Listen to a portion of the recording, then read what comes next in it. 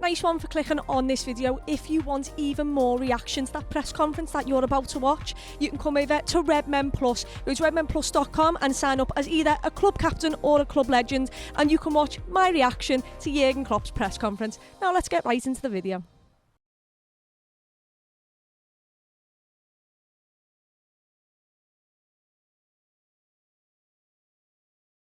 Yeah, Jurgen, we'll start with team news. Jordan Henderson obviously wasn't involved in midweek. Is he available to play this weekend? And James Milner, has he had to go through concussion protocols? And is he okay to play this weekend as well? So, Henlo, yes, he's available. Trained yesterday, completely normal, so should be fine. Was only a little thing, but serious enough to not involve him in the last game. Yes, and you answered the question already pretty much yourself. When you go through a concussion protocol, you are not available for the next game because you have to go through different stages. He's fine, but still, that's how it is, and it's how it is rightly so.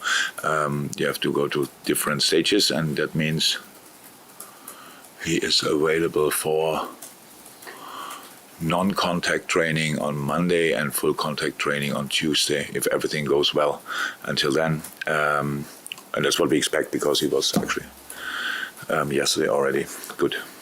We saw the impact that Darwin made when he came on as a substitute. It's 5 goals in his last 7 now, and he seems to be someone who seems more certain of himself, more sure of his role in the side, and that confidence and the progression seems to be improving week by week. I mean, what difference are you seeing in him at the minute in his all-round game?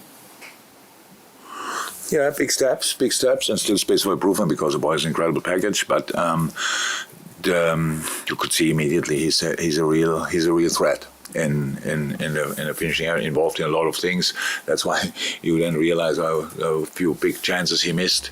Imagine he would have scored from them as well. So he's involved in pretty much everything. He's always an option to pass to cross the ball to these kind of things. He came on, didn't play extremely long, but involved in both goals, which is good. And yeah, so big steps, absolutely. The season so far has been contrast. So you look at your 5 consecutive wins in the Champions League. You've beaten the form team in Europe in midweek. You've beaten City twice this season as well. When you take all that into account, how big a moment do you feel this is in the season? Because you've got the opportunity to follow up a win in the week, the way you bounce back from those 2 defeats in the Premier League. You've got the chance now to close the gap on Spurs to 7 points, and it feels like it could be a big moment, a big opportunity to build a little bit of momentum going into towards that international. Yeah, big game for us, massive game for us, and it's difficult as well. Spurs away. Yeah, everything you said is right. So I didn't count out the points distance between us and them, but it's we cannot be picky with opponents and games, and where we want to get points, we have to go for it, definitely. But it's difficult. We all know that Tottenham is a side that's well organized, defending extremely high level. So, and counter-attacking is a massive thing. Now, the last 2 games we had to chase the game, and we saw the offensive power as well. So, I think Spurs is a good moment. So they had turned now 2 important games around the last minute, and especially the last one was a really big one for Tottenham. And so we are prepared for a confident, strong opponent. Sam? Tottenham was your first ever game, I think, wasn't it, for Liverpool? You've done relatively well against them over the last, I think you were beaten in 9. So that one before the 9, that was the game at Wembley that seemed, it doesn't feel like it's a million miles away maybe from now in terms of good Champions League games either side, and then maybe it's a blip, and then it seems to be around that time. Can you see any similarities from that sort of period to now in terms of doing really well and then a blip, and then just to put things into perspective? You mean when we lost 4-0 or what? 4-1 at Wembley. Oh, 4-1. Mo scored. Mo scored. The first half. One of the 400 goals he scored against Tottenham in a 4-1. Yeah, I took Dejan off. You had that really research, huh? But I remember that as well, by the way, because I had Dejan the next day in the office. I asked him to come in until he knocked on my door. Thank God I cannot feel anymore what happened 4 years or whenever it was ago. But the situation, what we have is, so like we see what we are capable of doing in specific ways, really big games, good games, stuff like this. But then it's a lot of games, and we have to always to frig a little bit who can play again, who is not aware. But it was never now like, yeah, same lineup again. Come on, let's go from here. So I don't think we had that chance a lot of times. These kind of things. So that's why it's probably. But I can't remember that what was around this game, to be honest. But it's like this: if you are not consistent, then there's always a reason for it, and very often it's a reason with availability. Who can you play? How often can they play? Blah blah blah. All these kind of things, and that's not the only, but one of the reasons why we are not consistent. If it was that time as well, then there are similarities. If not, then not. So we are. The problem is with if you to explain wins, it's really easy because nobody listens really, because everyone's in a great mood and it's like you're just smiling and it's good shape. Explaining when you lose is much more difficult because each word is really important, but it's that you cannot, or at least I don't have 5 million different words for it. If you want to get out of something, you first have to get through it, and that's where we are. So, and it might take time, but it doesn't mean we don't say now Tottenham is too early for us to really show up already. No, it's not. We are there. We go there and want to be at our best 100%. But sitting here now and being 1,000% convinced, yes, and we will. What I can tell you, it never was before going to Tottenham that I thought, good moment to face Tottenham, let's smash them. It was never the case. It's a difficult place to go, a really good team, extremely well coached, and a real fighting unit. So there are no friendly games against them. Antonio's on his toes, on the sideline. The players are in challenges and blah blah blah, all these kind of things. So it will be a tough one, but that's what we actually all want. It's like a Champions League game in the Premier League. And that's how we will approach it. You know, in terms of when you said nobody listens when you win, do you mean us? Yes. Yeah. You can now say you generally don't. And does that mean listen. you have to be more careful in terms of what you say with every word, or? I cannot. No, not careful. I'm not sure if I should be more careful. No, it's not about that. It's just like I can imagine that people in a phase like this, it takes a bit longer. So they are always the same, fighting and doing this and again and these kind of things. Yeah, sorry. Without fighting, we shouldn't even try. Yes, we have to fight through this. That's the case. That's how it is. You cannot play through it. You cannot say now, by the way, forget the defending stuff. Let's just circle around them and these kind of things, pass the ball through them, nutmegs here, back heels there. That's not how it works. So, and that's why we are in the mood we are, and it's absolutely okay. And of course, that it's rather good that in between you lose against Leeds, and I couldn't have felt worse. No chance. But then you play a good game against a team in form, and that gives you a lift. That's normal. Completely. Bam. Here we go. And now we play Tottenham, and now we try to make sure that we feel like after the Napoli game. Thank you, Julia. Is it as easy, Jurgen, as saying that you raise your game, the team raises its game against bigger, better opposition? Like your Napoli, like your Manchester City? But it didn't only do that. We won. Now Bournemouth is doing, thank God, really well after that. But we won 9-0 against Bournemouth and against Rangers. It's not only then. But our problem, why we changed systems and why we did all these kind of things, is one is the availability of players. The other thing is like we were not as solid defensively as we used to be. So, and you can always point the finger in the things you don't do well and say, okay, this was not good, we have to improve this, we have to improve that. Or you give them a completely new textbook. So and that's what we tried, but changing the system. So now it's not about how did we last game. So it's like a new chapter. Okay, in this system we do it like this. You don't compare it with the last one. So like a positive start and to make sure to help the boys, because that's actually my main job, to help the boys to do what they do in the most confident way and manner. And that's why we did that. And because our problem in these moments was defending, actually, as a team, as a unit. And that's why I said now the last game, we defended Napoli extremely well, a football-playing side. But we closed exactly right gaps. Everybody was involved, chasing from the back. Our counter press was really good. We had a high last line. That means we were high up in midfield, so we really could be around these situations, the football things. And that's why it's not the system gave us opportunity to defend better. No, we defended in a system better, in which we didn't defend that well 5-6 weeks ago, since we played it last time. And that's it. We have to defend on incredibly high level. And then sometimes, and now the big challenge, obviously, even if we defend really well, we have to attack as well. And now against Tottenham, counter attacks are a real threat, a real strength of them.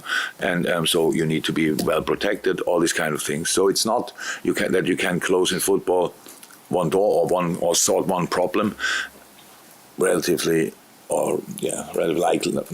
It's pretty likely that you open another problem in that moment, another gap in football, and these kind of things. And that's why we are trying. And with all the things we know about football, in the end you have to play the game. And the next game is Tottenham, and I'm looking forward to it. You're welcome. Right. Hi again. Hi. Different competition, I know, but how much of a step forward was that defensively to get a clean sheet against Napoli? I know in some terms it was a dead rubber, but in terms of... This game didn't look for a second like a dead rubber, I would say. It's solving the defensive difficulties that you've had from the start of the season. No, it's margins. We didn't concede a goal in that game for, what was it, an armpit? Yeah. So, look, that's how it is. It's the difference between not conceding is sometimes armpit. So that's how it is. I don't know. It's not that I think we defended in the best possible way, but it was a set piece. All the rest, when you considering how good Napoli is in this moment in time, how easy it looks in moments when they play. This is the analysis of Napoli was a pure joy from a football point of view, because everything they do works out in the moment. It's crazy. The way they score goals, where they score the goals, the minute, in highest tempo, all these kind of things. So, and the challenge was to deny that, and we did that. We did that in a really good way. So that's good, obviously. But it's no news to me that we can do that. So we just have to do it again. So that's how it is, and again and again and again. That's how it is. But it's a different game. Napoli is offensively orientated team. At Tottenham, it's not 100% clear how they will get into this game. It's a home game, and last two games, when they had to chase it, was an obvious change of approach. Before that, it was rather well organized and a bit deeper defending and going for counter-attack. So we have to expect pretty much both. But one will be sure, when we have the ball, they will be really compact and will be really difficult to play against. That's clear, with a 5-3-2 maybe. And that's the challenge now. It's no, you cannot compare it. And yes, it's important that we did it. Of course, it's important. And again, the game didn't look like a second. For a second, like a dead rubber. Both teams really went for it. It was really intense, and that's what I liked about it, because it could have been a boring 0-0, and even as long as it was 0-0, it was not boring. How much of a step forward was midweek for Fabinho? Because somebody who, by his very own high standards, has struggled this season, and it's something that's difficult. It's good. It's absolutely good. The game was a clear sign of Fabinho, how we know him. Was a good game, but we defended in all positions on a different level to the week before. And so, yes, but it was good. Felt good. For him, very important to realize that that's possible as well. And it was a good start in the right direction. Carl. Can I just go back to the circumstances of Milner's injury? Concussion is obviously a major thing in all sport now, and you've had experience of it with Karius in the Champions League final. Just wondering how you think how it can be dealt with differently when it happens on the pitch. There's been a couple of instances recently where there's been criticism of how clubs have maybe handled it. I'm not saying in this instance, but No, I know. It's difficult. It's not that easy because you need two sources. One is the doctor, one is the patient. That's how it always is. I'm not sure anybody of you had already a concussion. I had it once or twice in my life, and so they feel different, and or they felt different, and. For me, it was clear. He got a real check on the pitch. It was fine in the first place when it happened. Went in the dressing room with our meeting. Millie was completely fine. I spoke yesterday to him. I thought it's 100% okay, and came out. Now after calming down, came out and the flat light. We're like, whoop, what's going on here? So and then he realized, and that's then obviously the most important source that the player realized. That's not good. So we have to stop. That was the moment when we stopped. Then he sat down and we took him off, obviously. So I don't think it can be really dealt differently with it because usually the doctor gets on the pitch, and if the doctor, and doctors are like this, if they feel, hey, he's not all right, then it's immediately gone. There's no chance for the player to say, no, I'm fine, but we've count my fingers or whatever tests they are doing. So. That everybody takes it really seriously. Nobody wants to push a player through with a concussion and think, that's an old. What was that with Mr. Klopp? Was it him or another coach when I played? How is he? He got a knock. He doesn't know who he is. Tell him he's Pelé and send him back. It's a good joke, but we don't do that nowadays anymore. Yeah. Was he Klopp? Many people have said that. Yeah? Okay, it's a good one. Yeah, that's it. We really take it seriously. That's definitely the case, and it was the first moment that everybody knew, and especially Millie knew, okay, that's it, and here we stop. I guess that highlights the difficulties of diagnosing concussion because you don't know when it's going to kick you off. There's quite a gap between you getting the blow and then feeling the effects, and there's been talk of sort of temporary fixes like. You obviously have access to a concussion substitute, but there's been people sort of suggesting you have a temporary substitute while someone is assessed and all sorts of ways of getting around it. But is that not a viable option, do you think? You've got to work on the basis of the deep. Yeah, but it's in high performance sports on the pitch, surrounded by 30, 40, 50, 60, 70, 80, 90, maybe 100,000 people. I think it's typically enough to do it in a closed environment in a medical practice. So to figure it out immediately, so you need a few tests probably. So that how I said, two sources, doctor and player, and everybody takes it serious. I mean, the player is dizzy, then he's off. First moment, immediately done. And when a doctor has the feeling that he's not right, then he's off. It's the quickest we can do. What shall we do else? What else shall we do? I know when you say now temporary subs, I'm fine with the concussion sub, absolutely fine. Take him off and bring another player means you can still change 5 times after that. The other team has an extra sub. I think that's the best we can do. About when you say now it takes quite a while between getting the concussion and that is really kicking in. I'm not sure 15 minutes is then the time to wait for. So then people tell you after an hour it kicks in. That's, I think, how we do it is the right way. And it doesn't happen that often, to be 100% honest. I can't remember one before. It's now the first time it was the way Millie got hit. But when did we have a concussion before? I can't remember it. So we can talk about it like it happens all the time and the boys are constantly in danger. They are not. They're well-trained athletes and it doesn't happen that often. But if it happens, we have a solution for it, which is much better than ever before in football's history. Is there space for improvement? Probably, but I don't know how. last one to Neil Jones, then onto the embargo section. Obviously, it's 2 weeks until the start of the World Cup, and there's a growing number of players now either out of the World Cup or... I don't like, I hate this subject.